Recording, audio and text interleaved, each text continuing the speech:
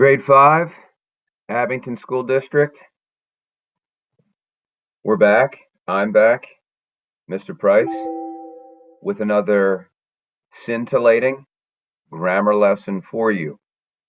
As we move along through each unit, we're going to find that a lot of these grammar skills are a lot more advanced.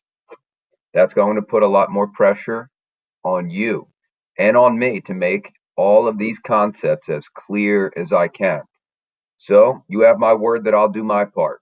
The rest is up to you. So it's time to put your big boy and big girl pants on for some direct quotations.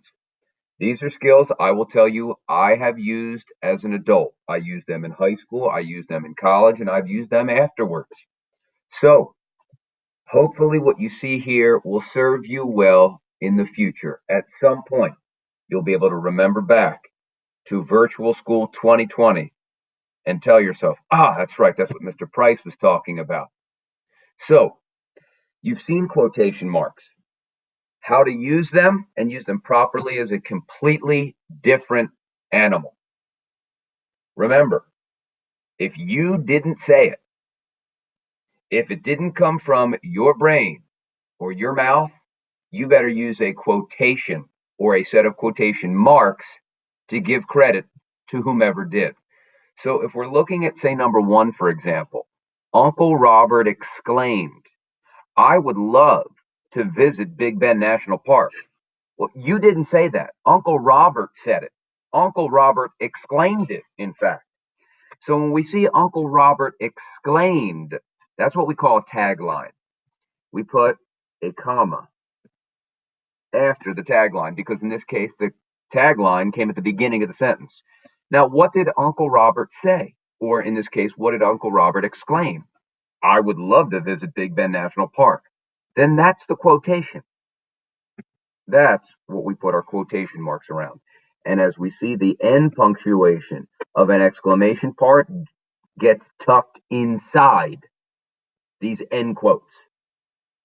Now, since we don't have much space right here, it's going to be hard for you to see that this comma better come before these quotations, the start quotes. So comma, then the start quotes. If you were typing this, you'd have a comma, then you'd press a space bar. Now let's see. We've got number 2 as well. Eventually, you're going to be on your own. He said, that's our tagline, "This is one of the biggest desert areas in America." Well, what did he say? Because whatever he said is what gets quoted. He said, that's our tagline. He didn't say this. He didn't say he said. He said, "This is one of the biggest desert areas in America." That's what I put my quotes around, my quotation marks.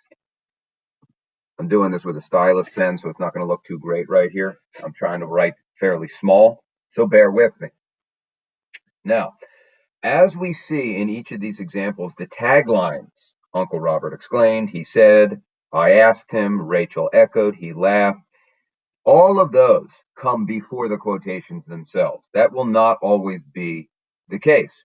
Very often the tagline comes after the quotations. So let's just take a look at maybe one more of these in the top 5, and then we'll move on to the bottom. He laughed. Now that's really actually not a tagline, but we understand now who is speaking. Uncle Robert. He laughed. Yes, I have. And that was a great day. We are putting our quotations around whatever, in this case, Uncle Robert said. So let's look down at the bottom. Most of this you're going to have to do on your own, but I'll at least give you a start. Uncle Robert said. That's our tagline. That is our tagline. Uncle Robert said. I don't put quotes around that because Uncle Robert didn't say that. What he did say was this. When I was walking on an Emery Peak, I saw a large animal running in the distance. I knew right away it was a cougar. Everything that Uncle Robert said gets quotation marks around it. We see here how the speaker changes, and therefore we have a new paragraph. Rachel interrupted him, comma, weren't you scared? Well, what did Rachel say? Weren't you scared? That's what gets the quotes. Rachel's my baby sister, and sometimes we think alike. I'm going to leave the last paragraph to you. and your teacher. So ask yourself, who is speaking and what exactly is he or she saying? Because what exactly he or she is saying is what must be contained within your quotations. You only put the quotations around what exactly is said. You'll get more practice with this in the future, and you'll see more of me and hear more of me coming up shortly. Until next time.